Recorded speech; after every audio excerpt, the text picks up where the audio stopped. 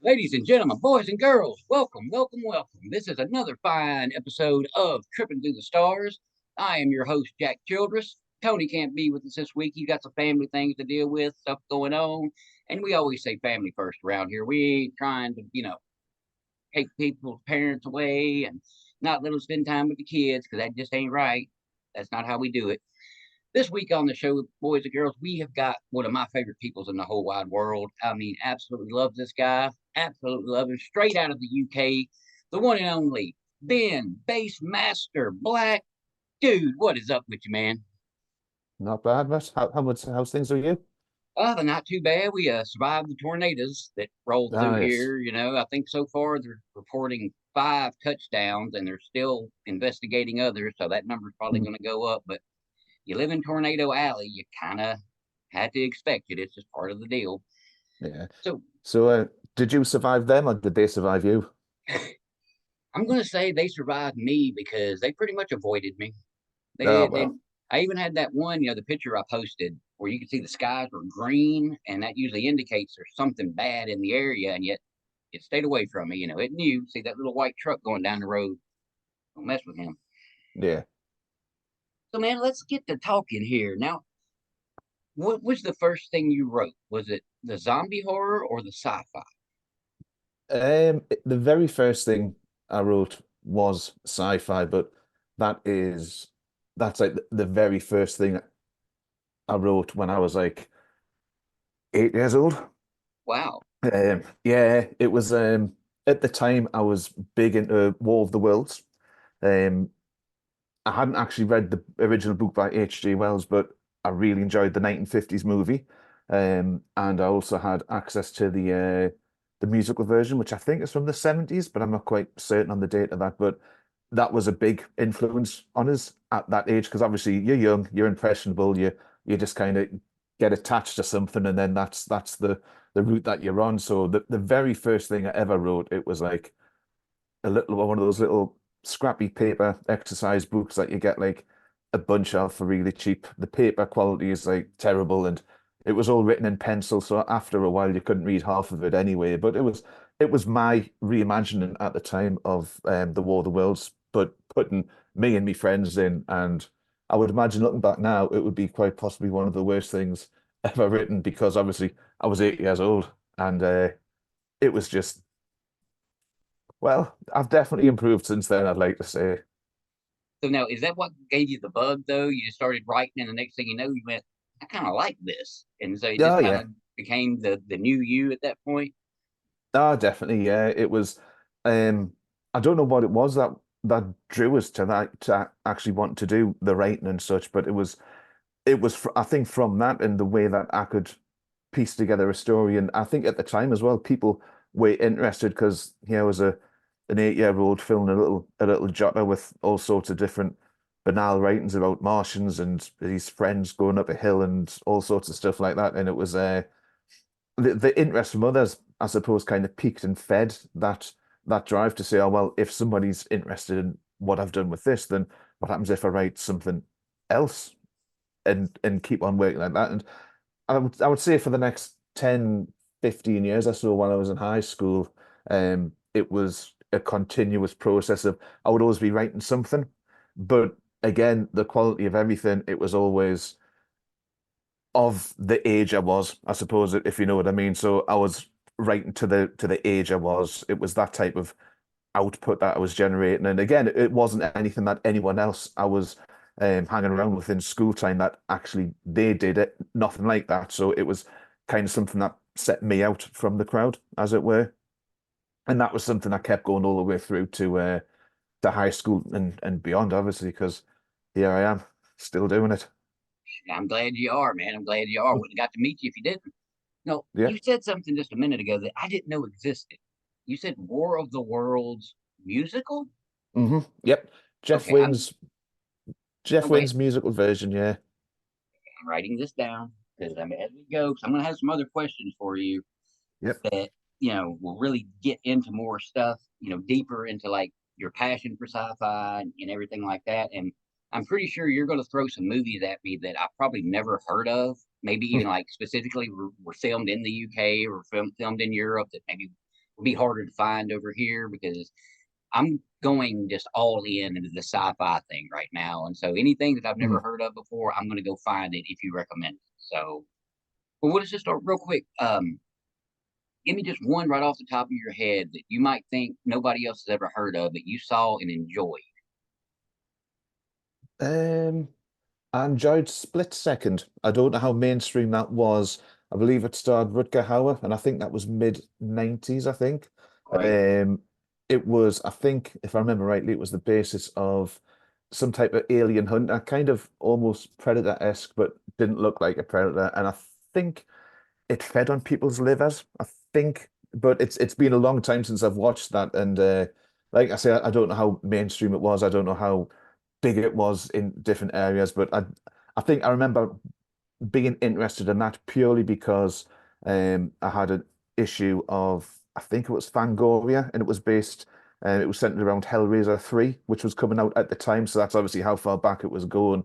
And it had, I'm sure it had an article about that in that issue of Fangoria, and that came, I think it kind of looked a bit like the Alien.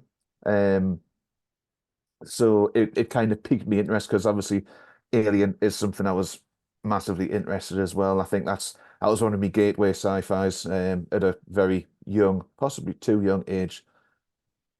Like I said, I can relate to you there. I mean, I was watching horror movies with my uncle at 6, 7, 8 years old. And I guess that's why I Mhm. became so desensitized to them. Like you can't scare me now with a movie or even a book for that matter. It just doesn't phase me. I dig it more than anything.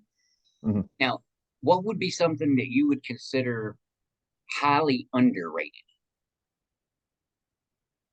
And it could be Oh, mainstream, but it just maybe it didn't hit like everybody thought it might have. Throwing them tough difficult. questions out there today. Yeah, starting with a tough one. Um, I don't know. I suppose by and large, there's a lot of things that um, I don't know because I tend not to take it into account other people's opinions and what they rate of things because like everyone's got their own likes and dislikes. Their opinions are everyone's going to vary from one to another. So I tend not to try and focus on what other people. If it's in something that interests us, I'll watch it, regardless of what the ratings are because somebody's one for like for them maybe a 10 for me.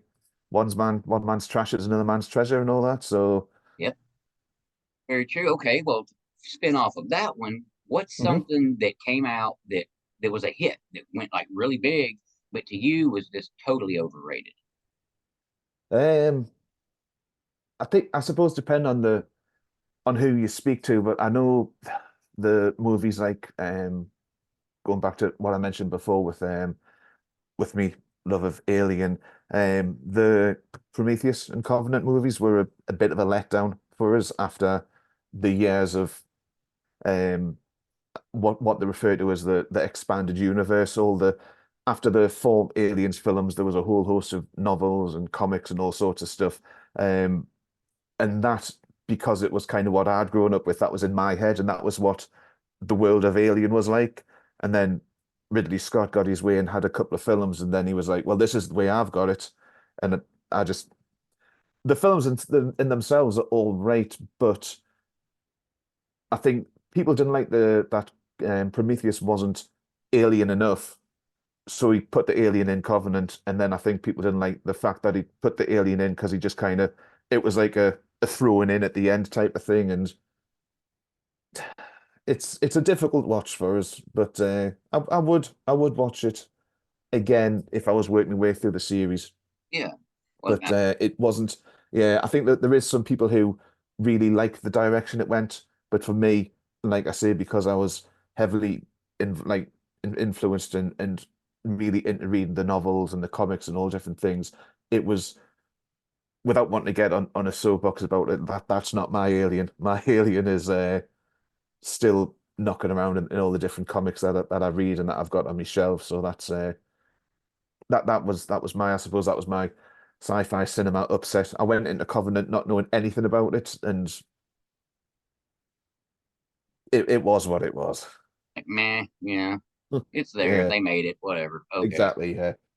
See, for me, one that I just absolutely, I walked away from it because I actually went to the theater to see it, and I was just like, well, there's 6 hours of my life I'll never get back. Was the Matthew McConaughey Interstellar.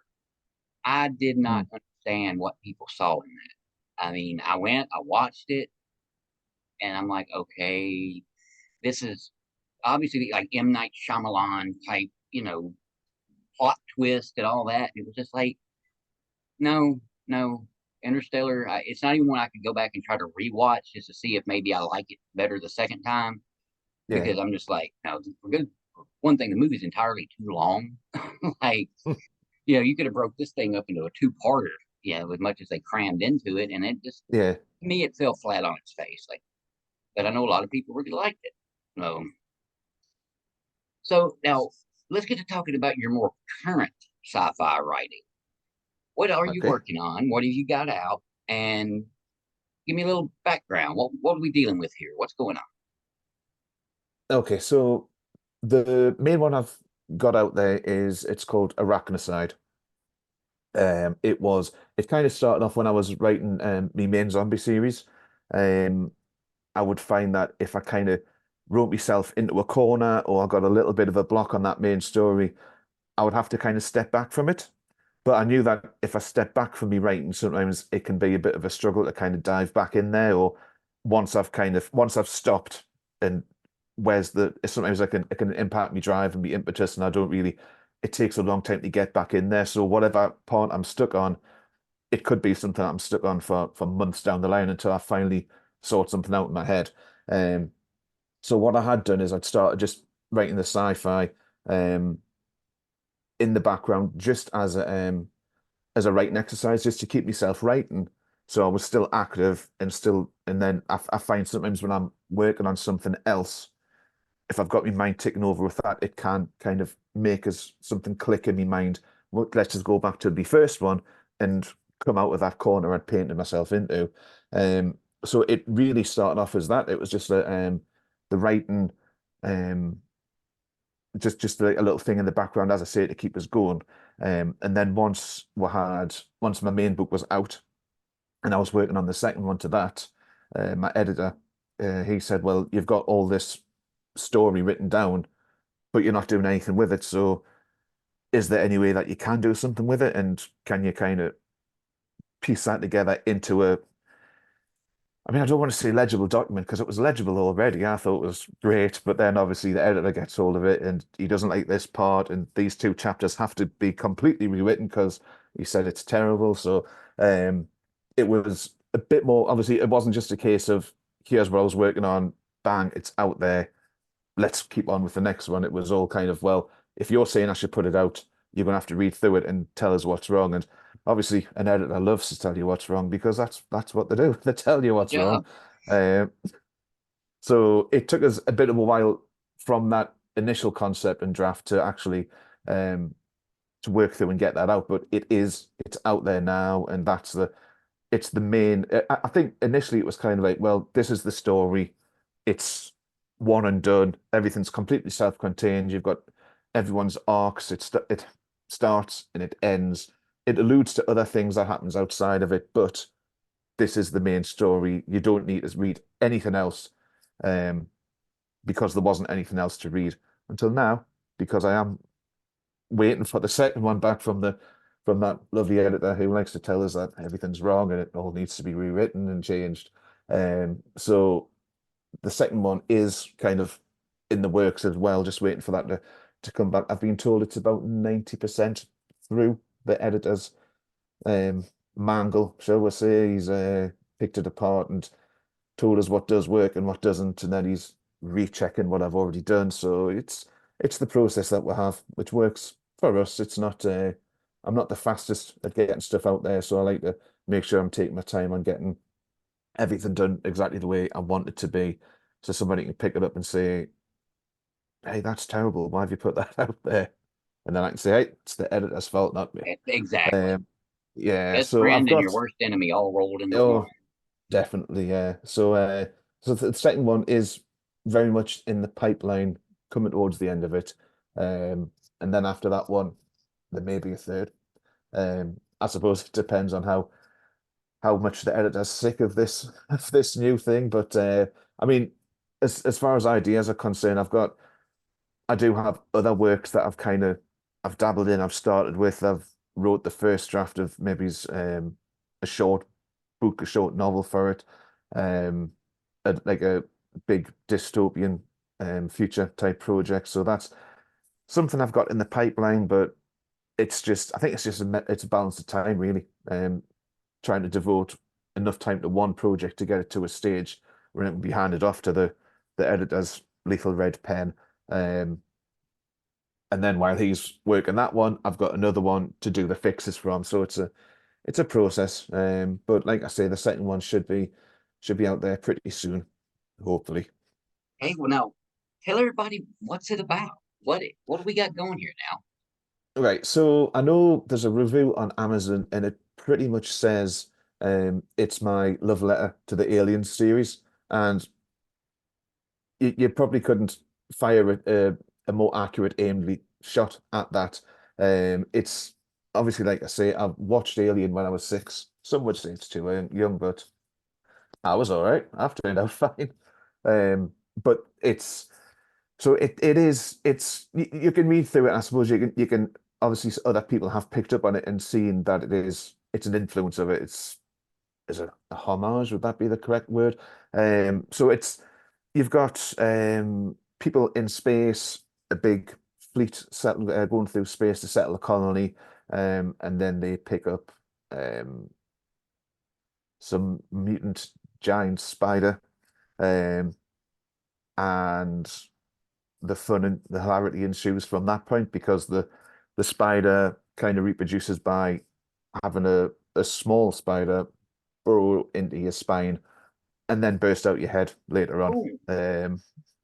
Oh, Again, I suppose that's the thing leading back to like the aliens. You had the chest burst, so you got the thing coming out of somebody's chest, and obviously that's been done. I didn't want to copy it directly, but I suppose in my own way, that was the inspiration of a creature bursting out of somebody's skull, which it may have been done in the past, it may not have, but it was just something out my take on this life form, this creature that I kind of come up with. And I think when I came up with it, I thought if I'm trying to kind of play on people's likes and phobias, I suppose, because it's kind of got like a horrific element to it. It's like, well, people don't like spiders, so what don't they like about spiders? Why don't they like them? Is it the number of legs they've got? Is it the fact that they are supposed to crawl over your face at night when you sleep? Or is it because they could burrow into your spine, then burst out your skull? So I just ran with that, and pieced together everything from that. So the original draft, it was just kind of like a generic type of creature. And then once the editor said, well, why don't you use this? That's when I started thinking, well, what type of creature could I do? And then it was everyone hates spiders, so we'll go with that. okay. Well, one thing I like about the whole notion of going with the stuff that creeps people out because everything's pretty much been done, as Mhm. far as everything. So in a way, we're all having to kind of nod towards past inspiration. But when you go with something like spiders, like you said, I mean, I've heard of people having them get in their ears and lay eggs, Yeah. and have medical procedures. And, you throw something in there like you've got this thing inside you, you can't get it out, and then, you're going to die. That's even thinking about that, just kind of like, ugh, it is ick. It's definitely got the ick factor. I'm not a big fan Yeah. of spiders myself, so we'll be having to get my hands on a copy of that for sure. So your cast of characters in this, what is now apparently going to be a series, obviously, Yeah. does it just follow like a primary group of a handful of people, or do you have a more robust cast that you're working through? No, it's the way that it because of the way that it is and the way that it's set up, it's all kind of focused in one ship or like one large spaceship. So it's kind of you've got the people who are kind of confined to there through some type of quarantine that's enforced because obviously they don't want these hideous head bursting spider creatures to infest the rest of the whole fleet. So it's kind of a quarantine in place and there. So there's not there's not too many people outside of the main cast. And then it's the same again for the second one. It's a different cast in the second one, but it's probably even more. I suppose it's more tightly knit in the second one. Mhm. I think if the first one was kind of considered potentially um, a bit like Aliens, I would say the second one would be probably a cross between Alien and The Thing. So it's more clamped, more claustrophobic. It's not the differences in the ships as well. You've got the first one, it's a giant, I can't remember the dimensions I've put, but I think 2 miles long. It's in space, so it's more realistic that you have a big thing because there's no inertia or anything like that. It's just it's there and it exists and it's plowing through the systems. Um, and the second one, it's more cramped and confined. It's like it's like a cargo salvage craft, so it's a lot smaller compared to the bigger one. So that means that they've got a smaller, more tightly knit group, and then they've tried to play on the whole trust issues and things like that with the way that the alien life form develops through there. Now, when you first started writing this, how much world building were you prepared to do as far as, creating, because you're making spaceships, and other than Mhm. like the space shuttle or something like that, we don't have these things. So you're having to create all of this just out of thin air. How much time did you put into like researching things so you could, make it make sense, how the ship Yeah, operates, all of that? yeah. I think it's kind of well, I know that there's different subgenres within the sci-fi world, and there are certain genres that concentrate solely on the way that things happen and operate a lot more. And I think is that the hard sci-fi route. So there's that school of thought where it's like these things need to be explained, and then you've got the other stuff which is, I suppose, kind of along the Star Wars route where it's like we can do this, and then the audience just has to accept it because they just do it as part of as part of their daily routine. This we've got this hyperdrive and it just works, and it's not intrinsic to the plot unless something needs to happen to it, in which case for it to stop working, in which case it would be mentioned a bit then. But I think I managed to kind of stay away and not get too bogged down in the specific ins and outs. Um, so I suppose it would kind of be like a bit more like soft sci-fi, but soft sci-fi horror. So the world building itself, it was originally a lot bigger than what it come down to, and I think that's because I originally had a different ending, and a whole branching off into a whole new planet. Um, and then obviously once you get down to the planet scales, instead of just the spaceship, it's do you go down the classic sci-fi trope of this is a snow planet, this is a jungle planet, this is your desert planet, or do you try and make it more realistic and have it that whole ecosphere? So you've got deserts, you've got swamps, you've got your snow caps and your mountain ranges and your seas, and how different do you have? So this is this is probably going to be the third one now. So this is like uber exclusive stuff that you get now. It's trying to develop.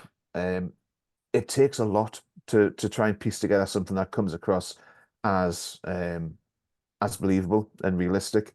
Um, and it's one of those things that kind of starts infesting your search history. I know I do remember searching for things like how does a flame react in zero gravity, and looking for stuff up like that because it's one of those things where it happens, but if it does happen, I kind of want to make it seem at least plausible and make people think. I think as well, I actually remember typing into my search engine, what does space smell like?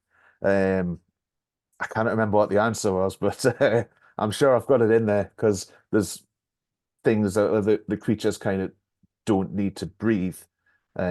Because why should a spider breathe in space? Just doesn't need to. Um, so it was something I was kind of looking into at that point. Plus, I don't have a great sense of smell anyway, so I'm always intrigued. My search engine does have a lot of searches like, what does this smell like? Because I don't have, as I say, I don't have a great sense of smell, so sometimes I need to have a bit of a bit of a nudge towards the right direction if I'm trying to explain or describe a smell of something. Okay. Well, now, as you were writing the first one, because I always get curious about how if when you write, you're putting a lot of yourself into what you're doing, like it becomes your central focus. You're all Mhm. in on it. Did it ever cause you to have dreams about the stuff you were writing?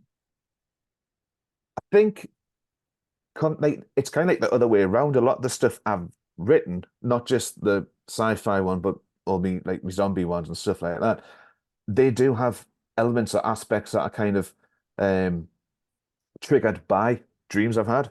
Okay. So the books are more like a window into my mind as opposed to my mind being. So it's a lot of the things. It's not necessarily like I've dreamed a full book and then that's what I've done. It's just something that pings in my mind, um, which will develop into like a full idea based on something that me weirdly diseased mind may or may not have come up through during the night, possibly after too much whiskey or rum. Who's to say? Yeah, yeah, yeah. There's been alcohol involved? Maybe not. Don't know. Now, do you have any specific sci-fi authors that you would consider to be like your inspirations? People that you go to and look to, and maybe even go back and reread some of their stuff just to kind of help you with what you're doing to find inspiration through their works. For sci-fi, I don't think there is. Obviously, I know of the different authors, but I don't think there's anyone that I would kind of look at and say, I must read all of their stuff. Um, which I do have when it comes down to like the horror things. I don't know why that is. Um, I think with sci-fi, I can kind of read pretty much anything if it piques me interest. It doesn't have to be a certain author, just kind of like a certain topic, I suppose, is going to be enough to draw us in. Um, whereas when it comes down to things like the horror, as I say, I like Clive Barker and I like Brian Keane and Brian Lumley for their takes on the horror. So I suppose it's a bit weird that I have horror style authors that I will like and follow and always read. But sci-fi is just kind of a wider net, I suppose. I'm kind of open to most things, I think. And I think it's probably because, as I would imagine, when I was younger, in the 90s, which as we all know was only 10 years ago, apparently. Exactly. Yep. Yep. Yep. Um, what in the 90s there was a lot of the always harkening back to me love of aliens. The aliens novels that came out at the time, a lot of them were kind of done by different authors. And there was one sentinel author who dealt with them the most, but there was a lot of other authors that I'd never heard of, and I didn't pick up the books because of the authors. I picked up the books because of the subject matter, which is what Mhm. I was saying before. So um, maybe that's one of the reasons why I've never really focused in on one certain author when it comes to sci-fi. Um, and I think I could probably explain the reason why I focus on a certain horror authors is because when I was younger, I wanted to watch the Hellraiser films, and I was told no because I was too young. Um, so I went to the shop and I bought the novel of it instead. I worked around the guidelines there, so I got the novel and read through that, and that was obviously Clive Barker's novel that was the inspiration for Hellraiser. So I was kind of drawn to him and then his work. So I suppose there's two different ways of that I approach the things I read. And Okay. Now, what were some of the big stumbling blocks that you've encountered when you're writing sci-fi? Because again, you're creating something out of nothing. Was there anything where Mhm. you got just stuck and maybe even had to reach out to a friend and go, okay, listen to this that I wrote and tell me how to get through this? um, I suppose it's kind of the other way. I would just kind of write and let it go, and then me editor would say, "Well, that's terrible," because he doesn't pull his punches, and they shouldn't, because No. we don't want somebody to say that's brilliant, put it out. We want them to tell me what we've done wrong so we can fix it. Um, and there was basically 2.5 chapters that I'd wrote, and he said it's terrible, take it out, just completely erase it. Um, So I did. I took it out and I rewrote it all, and I got the thumbs up seal of approval after that one. So that was so it's I think it's just kind of I suppose it's kind of finding the balance. It's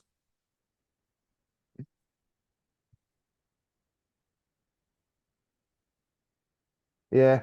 Sorry, I went quiet there because I got lost in thoughts. But yeah, I'd say it's if I had spent a bit more time, I suppose, in trying to piece together things, um, then maybe I wouldn't have got myself into that position. So it's kind of my fault, but it's definitely the editor who told us to do that and get shot of it.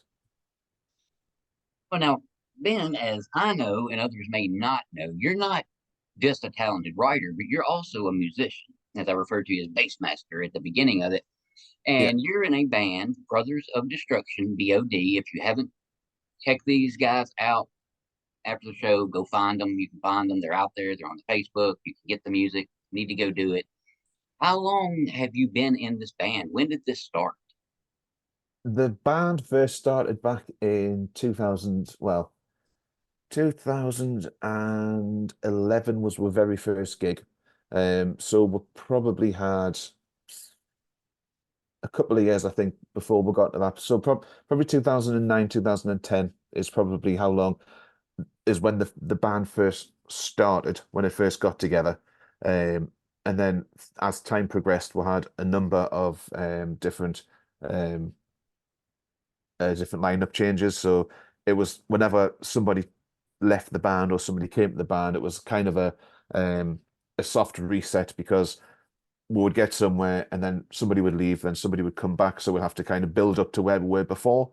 Um, so we have been blessed with a really talented drummer that we've got at the minute. It's always drummers. Drummers is always the problem. It's we were very much along the lines of Spinal Tap. I don't know if you're familiar with that, but I love us and drummers Stonehenge. is Stonehenge. yes. Well, I think the only thing that we've got on top of Spinal Tap is we haven't had a drummer spontaneously self-combust yet. Yet. But we've certainly went through a number of them in the past. But hopefully the one that we've got now, we did a gig earlier this year. That was our first one with him. Um, he loves the music, loved the buzz of the performance, so that was all fantastic. We got that under our belt, so hopefully now we can start getting more progress done with new songs and hopefully more gigs and that in the future. Um, I just have to wait and see how that goes, but it's looking good at the moment. Okay, well, we know you started writing at about 8 years old. When did you first pick up the bass?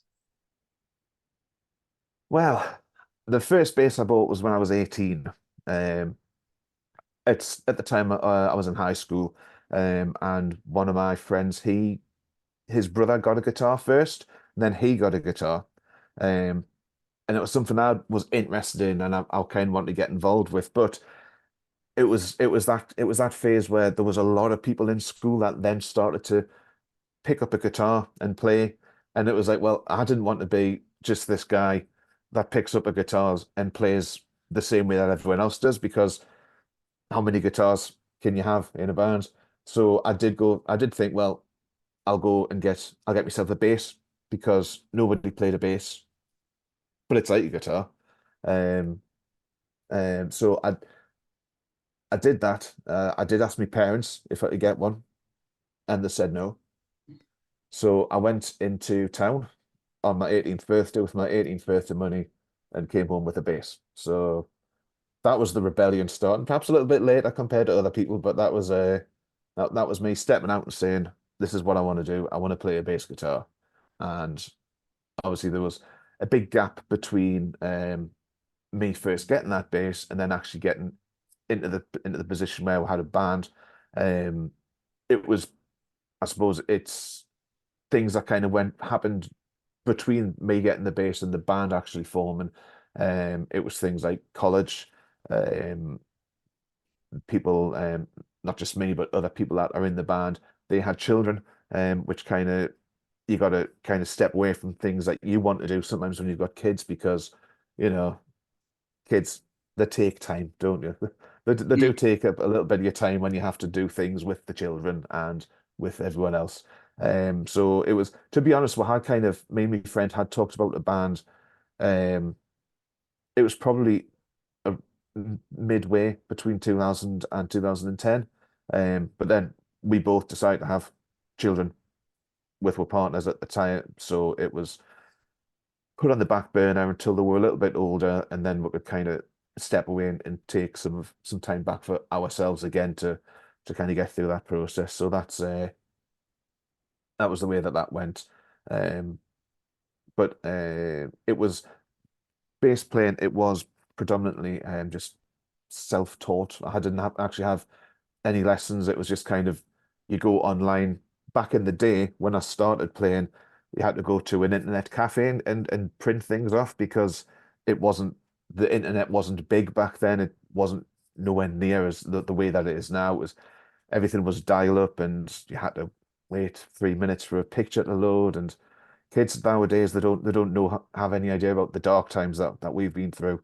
Um, Oh, yeah. As soon as but you said dial up, that sound popped right yeah, in my head. That god awful noise. yeah, Yeah, I was about to but ask yeah. you how you went about learning to play the bass. You were self-taught, or if you went and got lessons. And hey, the people that impress me the most, as far as musicians are concerned, are the ones who can just pick up an instrument and Mhm. figure it out. Because Yeah. I I had a mean, little guitar as a kid that had a little speaker built into it. I all couldn't right. figure out what to Yeah. do with that thing. I fiddled with it, and it was like I'm never going to figure this out. It's like I couldn't get it. Now, how long did it take you to get your fingertips to where they wouldn't bleed when you were playing? Yes, the calluses. I mean, it did take a while for them to form. But I think the thing was I wouldn't I suppose I wasn't of the persuasion to sit and play for hours on an end as well, which I suppose maybe is one of the reasons why I suppose it potentially took me so long to actually get myself sorted with it. Um, so it did take a while from the form, and I think that's just because I wasn't doing it constantly. So I suppose because of that it did take a bit longer, but there are a little bit like that now. I've Oh yeah, got me bass hard as player. a rock. Yeah. This is one thing I love to get even more background whenever we interview authors, because for the fans that see you on Facebook, Instagram, wherever, it's all about the writing and all that. And a lot of times people don't realize how talented a lot of you are, that you're not Mm, just this one thing, you're multiple things. And that means you're dedicating time to go to rehearsal, you're dedicating time to write, you're dedicating time to the family, you're dedicating time for yourself. I mean, it's practically a 24-hour a day thing, if you yeah. let it be. And that's what I find so impressive. I do good just to get up, go to the warehouse, come back home, play on the tablet, then do this on the weekend, and to hear Yeah. all the stuff you're doing. And when I see, like, man, guys, I'm serious when I say you got to go check them out. The full regalia. I'm talking the makeup, the masks, the gear. You guys just look intimidating as hell when you're up there, man. It's just so neat. And excuse me. I'm a big fan of Guar, and Yeah. so I like the bands that get all creative like that. And then how damn hot do you get when you're on stage and all that? Yep, it does get hot. I know I've got this is my current mask because the guitar player has went through about he started off with face paints and then he got a mask and now he's got another mask. He's just working through as many masks as he can. This was me most recent Love it. uh version. The first time we played that, it was an outdoor gig on Halloween last year. Um and doesn't feel too hot when we're on the stage because it was, as I say, it was outside, and October in the UK is it can be quite chilly. Um, but so when I took when I took the mask off after we'd been on stage, are you familiar with the Ghost Rider figure from Marvel with the flaming skull? Oh yeah, he's one of my favorite characters. At least top Yeah, 10. it was like that when I pulled the mask off. It was just steam coming off my head. It probably wasn't very pleasant to look at, but I didn't have to look at it, so I was fine.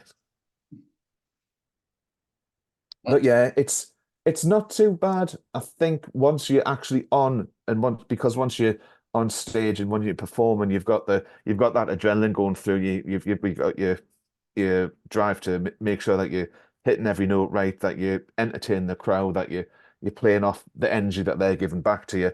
And once it's done and you step away, that's when you kind of think and start realizing it's pretty warm now. I'm going to take my mask off, and that's when the steam and the sweat. It's not pretty, but not pretty, not pretty.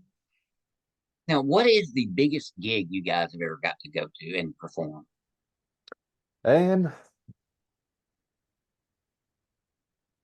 it's I mean a lot of the places that we've been to, it's there haven't been huge venues. I know that it is something that we're looking at getting sorted over the next year or so. I think we're kind of putting the feelers out to get involved in festivals next year. So we'll see how that goes. But up to now, um, it hasn't been a big crowd. I think probably somewhere close to, well, just like 100 or something like that. It's not been a huge crowd. It's been certainly more than what we have in the past. And I know when we did first start, it was we were kind of put on the stage with people who were a very different genre to us. Hmm. And it was I think that the very first gig that we had, it was us, the current lineup at the time, and we were, you know, metal. I wasn't wearing the mask. I wasn't wearing the any face makeup or anything like that at the time. It was me au nat well, not au natural because I had clothes on, but it was like clearly people who, I was wearing black, that guy was wearing an Iron Maiden t-shirt and things like that. And then the people that came afterward, it was a mod band wearing suits. So it was a very, very different very different mix of genres. And I think it took a while because at the time we were just trying to get gigs, get some performances under our belt. And I think it took a while to kind of realize that the type of music that we were and the gigs that we want to play, they weren't just on the doorstep.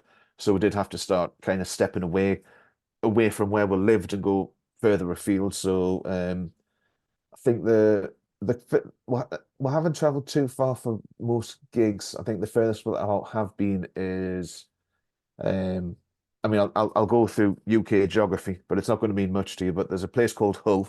Um, Me and Hull have a history. Mhm. Some say I don't remember one of them. But there is, I think that's about 2.5 miles, no, 2.5 hour drive, sorry, from where we are to where we played. And that's, I know in the scope of things for you Americans, a 2.5 hour drive is that's your trip to work. But for us, it's us on our small little island. It's quite a distance. It was quite away from home, and that was I suppose that was a a big gig for. We're not crowd wise, but because it was the first time that we played away from anyone that we knew. There was no faces in the crowd that were there because of us or there to support us or that we'd pulled from past gigs. It was all brand new, and we did have a really good reception on that one. The locals threw paper, like the little cardboard beer mats, the threw those that were on the stage, which apparently was a sign of respect. Um, if they didn't like were, apparently I was told the bar mats would have been set on fire. So I think we did really good to not come away singed. Um, and then somebody did throw a shoe at the guitarist, but you can't win them all, I suppose. As I say, you never had to do a show where they have to have the chicken wire in front of the stage or anything, to protect you from the No, crowd. no, we haven't hit the Blues Brothers Hall of Fame yet for anything like that, but you never know. We're Now, open to, who is one of your favorite bassists? Somebody that might even be like an inspiration to you. yeah, I mean, I listen to a lot of Iron Maiden. So you got the Steve Harris. I like his bass players. It's a good gallop. He has that nice quick paced tempo, which I think is a really nice thing. And I would like to try and come up with that.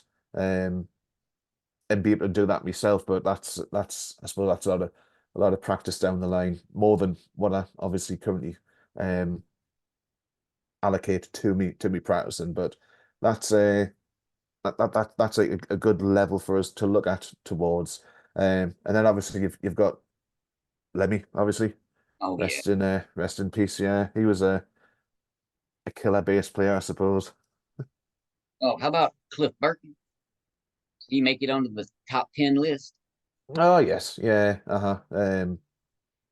In all honesty, my love of Metallica has kind of waned a bit over the last few years, and that's purely because we're band rehearsals. One of the guitarists, he loves Metallica. He, I think he would probably bleed Metallica if he could him. But whenever we're trying to have a conversation, he starts to play Metallica songs. So it's kind of getting the point now where it's like I'm sick of here. It's always the same song as well. It's always Master of Puppets. And I'm getting to the point now where I've had enough of them for now. If he could stop playing it, it would be great, but he won't. And obviously that's his love. That's who he kind of sets his bar towards hitting the same shredding abilities as them. But yeah, Now, we brought up Iron Maiden a couple of times, so it leads into the real easy question of, well, depending on how easy it is for you to answer, favorite Iron Maiden song or album of all time. I do like the Power Slave. I like that album. Um, it does have now I know it's a weird thing, but I believe that one has the song on The Rime of the Ancient Mariner. Yeah, that is my favorite. That is Yep. hands down my favorite Iron Maiden song. Yeah, and I have like a big affinity with that song. I remember why. It was because in when I was in high school, we did do that poem as part of our English assignments or essays. I can't remember the exact extent of it.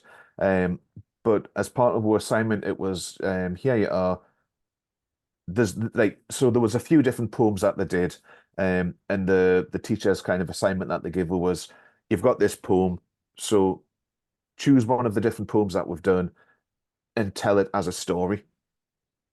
So obviously it was Rime of the Ancient Mariner for me, and that was um it took us a long time to write it into a story because there was something about the poem that did speak to us, and I did this whole epic, well, epic for a 15-year-old, I suppose. It was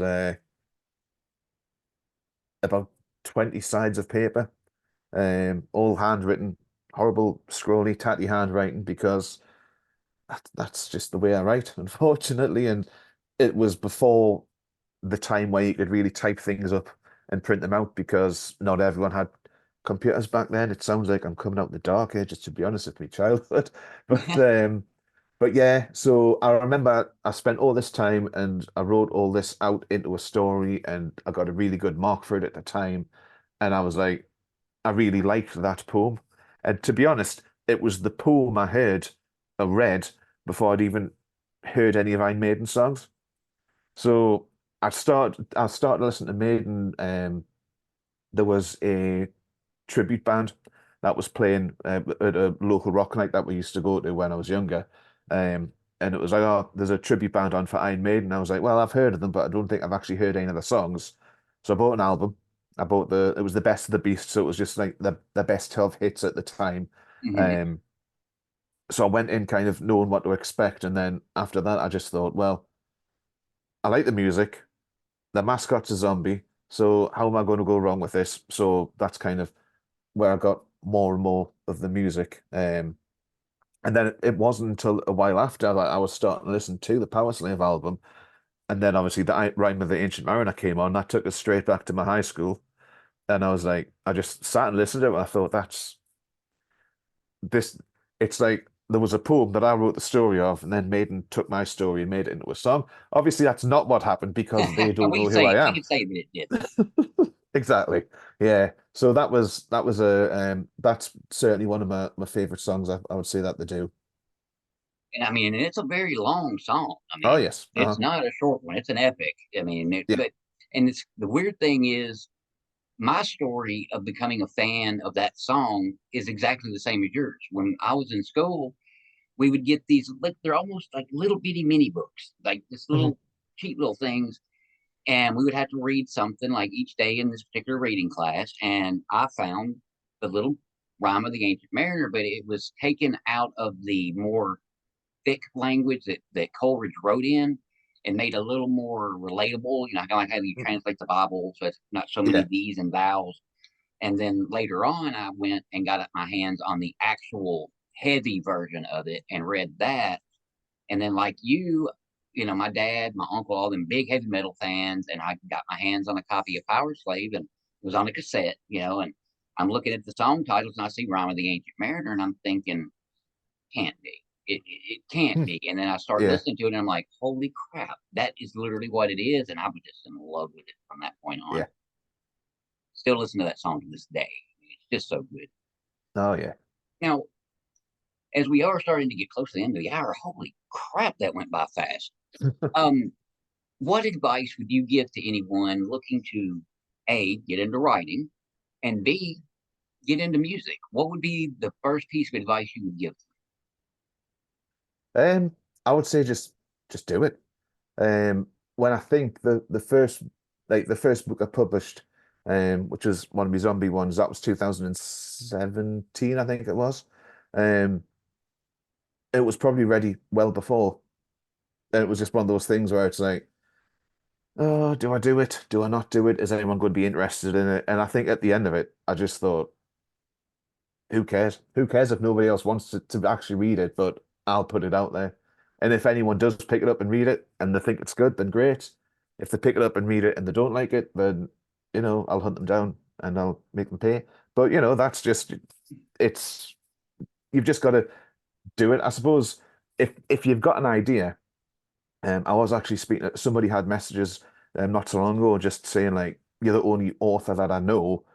I've got all these ideas," and I thought, okay, they're either going to ask us how to write, or they're saying, "Will you write this book for me?"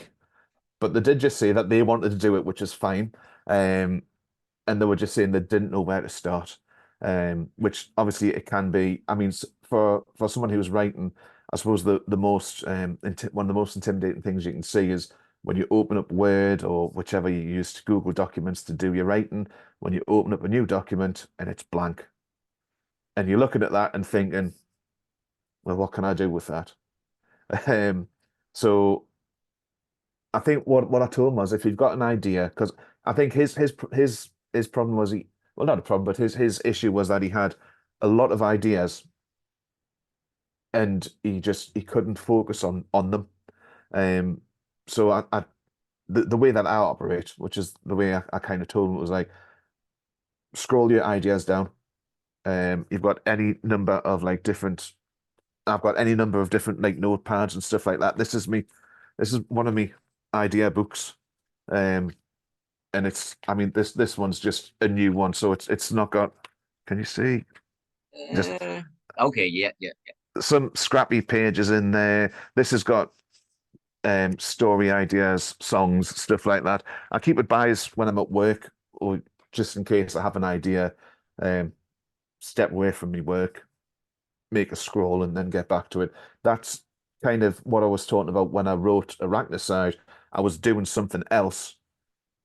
Arachnocide was what I was doing something else, and my mind would tick away in the background and come up with solutions for other problems, which is the same way when I'm actually at work at my day job. Um, an idea can pop in my head, and if I don't write it, it's gone. So that's what I think that this person I was talking to, his concern was that he had all these ideas and he was trying to write them, force them all together, and it wasn't happening. And I suppose he was scared in case he did kind of lose the ideas. So I told him, like, just write your ideas. They don't have to link into one another. Just write all your ideas down. Then when you start coming to like an idea for a story, you've got a lot of different. I think I refer to them as set pieces. You've got a lot of different set pieces that you can pick from and string together, and then you've got So awesome. I think what I actually likened it to him was, are you familiar with the Call of Duty games? Yes. Yeah, so you play through the campaign and like you're tooting along, and then something big happens, and then something follows on from there, then another big thing happens. And I was saying the ideas that you're coming up with, they're like the big things happening. Once you've got your rough idea about what you want, you can start piecing them together, and then you work on your links then, which I think it did. I think it resonated well with him, and I've not heard anything back from him since. So hopefully he is kind of working off on his all on his ideas now, and that's what we do, um, especially in the indie world. We're not in competition with each other. We do help each other. We know that we've got the author groups that we're in. If somebody has something to share, other authors will jump on and share it with other people because it's all about the social media and the networking and things like that. So we don't we'll never stomp anyone down. We're always there to help one another because we're all in the same boat. That's the one thing I love about the something a lot of people don't know about. There's a private chat for Written Undead. It's the authors and my Mhm. goofy self, and there's so much advice passed between all of you guys. Sometimes I'll just go in there and I'll just read, like, recently, like, our most one of our most recent additions was Alice Sullivan that's come in, and she's been, asking questions. You guys are quick Mhm. to, okay, well, have you tried this? Have you looked into doing that? And that is the kind of support somebody needs if they're going to try something as daunting as writing. Is Yeah. when I first got more or less bullied into trying to write, like you said, you pull up Word and you've got this blank page in front of you, and my hands were just hovering over the keyboard, and I'm like, I don't know what to do.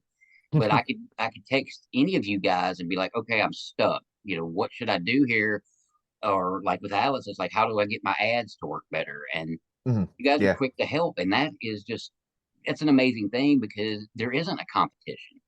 Because as Mhm. they always say, why would we compete with each other? Because people want more to read, they want more audiobooks to listen to. Yeah. So it behooves us to help each other to get more content out there, and it just makes the community stronger. And I just really like that about it. Now, one thing, this is an ADD moment because I meant to ask it a little further Mm. back, but Yeah. as it relates to your live shows, have y'all ever filmed your shows and maybe tried to release them as something that someone could buy? Yes. Yeah, there's always somebody in the crowd who will do something. Um I know my daughter was at she was at one of our gigs, and she did get a little something. We had one of the I think it was the last song that we have. It's a really heavy, sludgy song. The singer encourages everyone to get up and form the pit, and even if there's like three or four people there who are willing to go and get in there, then they'll do it. And my daughter's got a clip of there's a couple of lads bouncing around. One of them wearing a Spider-Man mask. I think it must have been because it was Halloween. I would imagine it was, but it might have cast aspersions on people wearing masks because I would do it all the time anyway.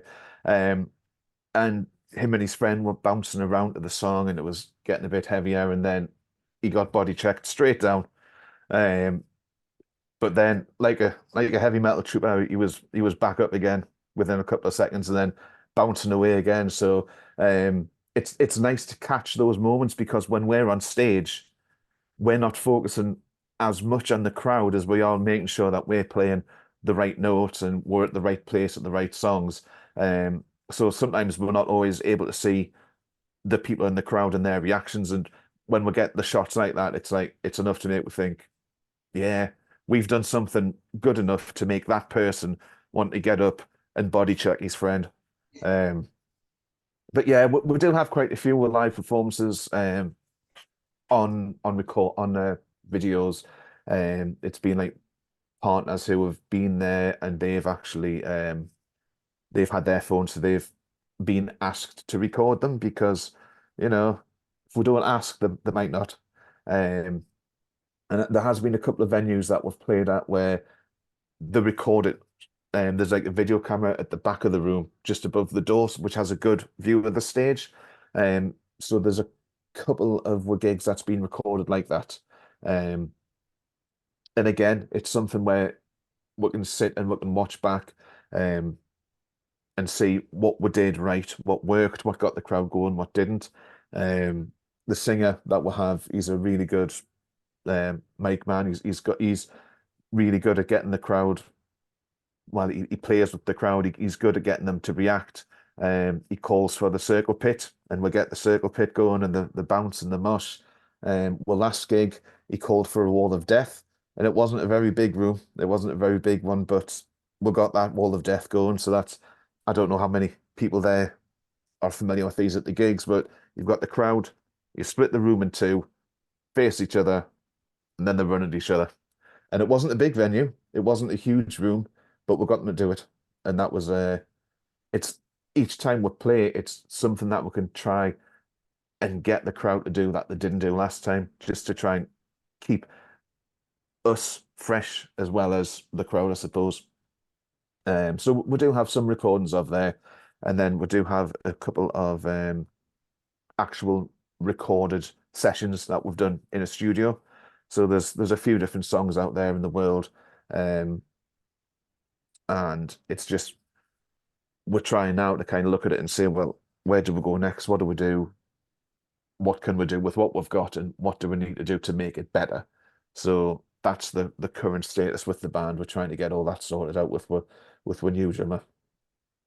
Cool. Now, before we get out of here, because I pulled this thing up and like I said, I looked it over, it made me scratch my head a little bit at their rankings. But I'm going to read off this top 10 Hmm. greatest sci-fi movies of all time. And I'm going to start at 10 and go to 1. And I want to get your reaction to Rotten Tomatoes picks. So starting at number 10, Mad Max Fury Road from 2015. Mm, That's what I said. Number yep. 9, Alien. Seems a Right. little low there. Yeah. Terminator 2 comes in at number 8. Inception from 2010 comes in at 7. The Matrix comes in at 6. We argue with that, I don't guess. Now, this one I do have a hard time with, just because it was where I got my love for sci-fi, and it's still to this day one of my favorite movies ever. Is Star Wars Episode 4: A New Hope at the 5th spot. Hmm. Up a little low. Now, here's one that I'm going to have to look up to check out, because if it's number 4, I think I do want to check it out. It's called Metropolis, and it's from Uh, 1927. yeah. Very old movie. Number 3 is Blade Runner from 1982. Our stomping grounds, those old days. Now, number 2, I want to know if you could see this as being realistic or not. Number 2, Back to the Future from 1985. Right. Feel a little high? I would say so. I would think so. I mean, I'm waiting to hear what number one is before I can kind of piece all of this together in my head. But Okay. Number 1, 2001: A Space Odyssey from right. 1968 Hmm. is your number 1. Yeah. So I suppose, and this is just the list of the greatest ones that they've got, is it? Yes, it's actually a top 150 of all Yeah, time, and this is just the top 10, the yeah. top 10. Um, I mean, Back to the Future, it's a good film, and when you take into account the structure of the other two around it, it's time travel is always going to be a bit of an issue. Um, we tend not to talk about it in this house because my wife gets it's the paradox issues. Looking Hmm. at Terminator, you've got the paradox there because if John Connor doesn't send his dad back in the future to fall in love with his mum, then John Connor isn't born. But how was he born in the first place to send his dad back? And we don't talk about it in this house.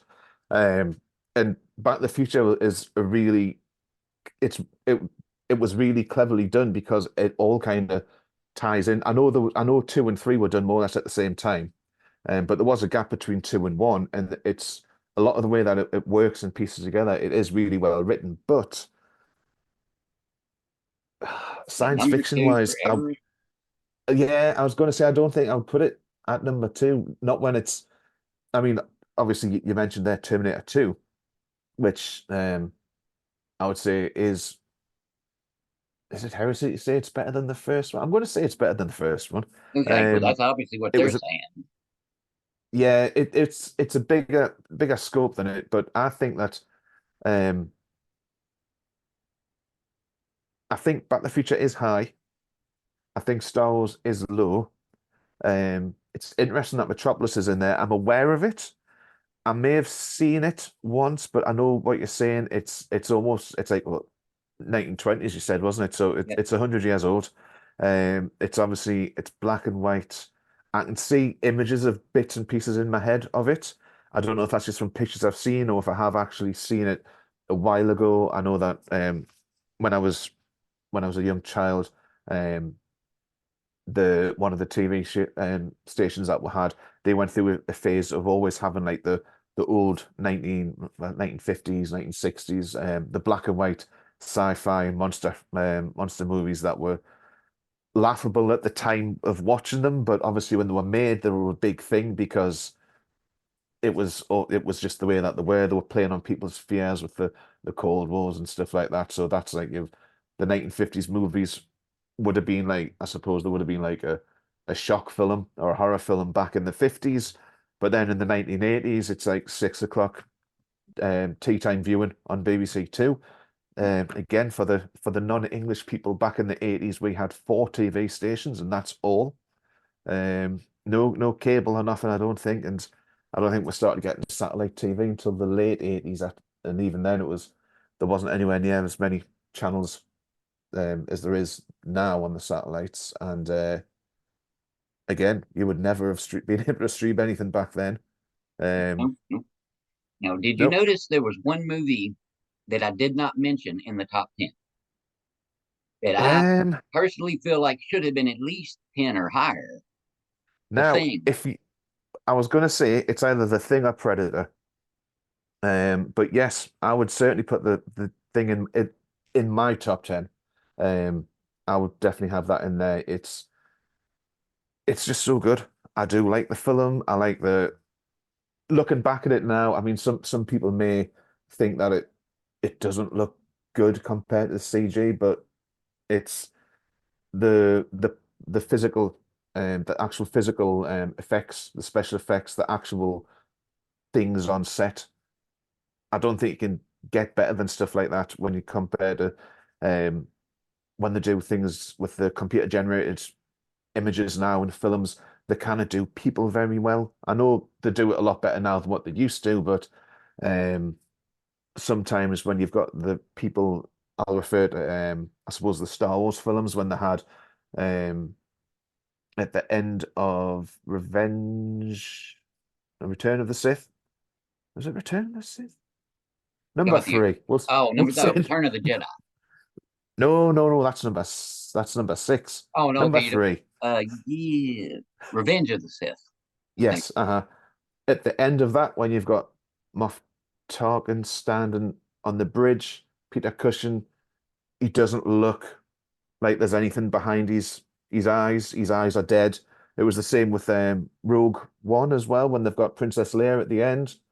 Um, it's the computer generated face and the eyes are dead. It's something that AI just kind of quite match when it comes to like things like people's facial expressions and just doesn't look right. But going back to like the 1980s, the early 80s, all the horror films and all the sci-fi films, obviously at the time were there were the gags, there were the physical props, it was all the buckets of blood and stuff like that. And the prosthetics and stuff like that. You can't go wrong with things because you don't have to have a computer in the background trying to estimate that there was light over here, so there should be a shadow here. And it was physically there on the site, on the set.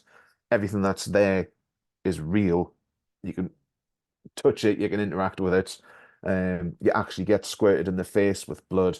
And then when you're looking at things like The Thing, some of the things that were happening effects wise with the creatures and the way that the limbs distended and heads melted off bodies and things like that. It's like it's I love the film. It is one of my favorites of all times. My daughter likes it as well. I'm happy that she likes it because I know some people don't like it as much because I think when you look at films that are back from late 70s, early 80s, so they're certainly like Alien and things like that. It's kind of a slow burn until the action starts to happen, Hmm. which is it's good because it builds up the tension, it builds everything up for you. So when something does happen, spoilers, when that creature does burst out of Kane's chest, it's like you wouldn't think of something, you wouldn't expect it to happen if you hadn't. And I think even when they were making the film, the cast didn't expect it to happen. And some of the reactions that they got from that, it was because basically this guy was lying on a table, and then all of a sudden, um, Nancy Cartwright had a face full of pig's blood, and she didn't know what was going on. And the scream is real because she wasn't expecting it. I think the script just may have said something like the alien makes an appearance. They didn't know that John Hurt's chest was going to explode, and that if you do that in computers, it's just not the same. Not the If same. you Absolutely. Yeah, I Not. know I was reading the accounts of the film. They were saying it was like it was a hot day when they were filming it. Obviously, there was all this offal and meat, and it was just it smelled on the set because it was warm under the studio lights, and it was just all this meat. But maybe some people would say I prefer working on films with computer effects because I don't have to have a nose full of rotten meat for 3 hours a day when I'm doing this one scene. But I like the authenticity. I do Mhm. like the actual physical effects, and like you say, the thing. Um, I would certainly have that within the top 10. I would be interested to know where it fell in It there. came in at 11. I was going to say, Just was it number missed it. 11? It just missed But it by that much. I I would certainly put that higher than Back to the Future. I wouldn't have Back to the Future as high as what it was. Um, Alien higher up. Predator needs to be in the mix there as well. Yes. Um, so but I suppose it's like we were saying before, that's people's opinions. That's been pulled together from drawn together from everyone's opinions and the scores that they've given the films, I suppose. So do I agree with everything? No. But am I in the minority? Maybe. I, Maybe not. Well, Ben, man, we have blown through this show. I mean, Mhm. literally blown through it. And I knew we would. I did actually thought about seeing about bringing somebody else in to fill in for Tony. And I'm like, no need to. We will be able to handle this with the greatest of ease. But unfortunately, we have come to the end of this episode of Tripping Through the Stars. Like I always do, big guy, tell everybody where they can find you and the band. well, me and the band are all on Facebook. You can find my stuff on Amazon. I don't use a pen name. I am just Ben Black on there. We've got Side Yay. is out there now. This one is on its way, Beautiful. on its way. Um, and then obviously there's me zombie books as well out there, which is Pestilence Reigns, War Ravages. We've also got Death's Aria, which is you may enjoy that one. It's heavily band inspired. Um, we've got a couple of bands trapped in a music venue when the zombies rise. Um, I'm not saying it is the way that the band would be, but the people in there are definitely heavily inspired by the people in the band. Um, so that's what would happen if we were caught in a zombie apocalypse. Um, and that's it at the moment. Like I say, always working on stuff. And I think that's it. I know that there is a sale for Arachnicide. This is the physical copy. You can get the ebook copy, which is not as thick. Well, it's the same size, but it goes on your Kindle. It doesn't go on your bookshelf. They should be 99 pence in the UK and 99 cents in the US. That should be from this Thursday, well, today for the next week. So if you do want to take a chance on some mutant space spiders bursting out of your head, go there, give it a shot. That's the place to be. Well, for me, because Jen and Dan and Dee always gave me crap about it, you can find me on Amazon, oddly enough, in Word Peddler magazine, and with a short story I wrote called Domino, based on this goofy cat sitting over here next to me. So you can find us there. There's all kinds of stuff going on. Come find us in the Written Undead Facebook group, Written Yeah. Apocalypse, Written Sci-Fi, Word Peddler Society. In fact, we're a division of Word Peddler Society. The great DJ Cooper keeping us on the straight and narrow, or at least trying to. So, guys, this was another fun episode. I'm so happy to be back in the saddle again. So, until the next episode, I am Jack Childress. This has been my awesome guest and one of my coolest friends, the one and only Ben Black. We will see you guys next time.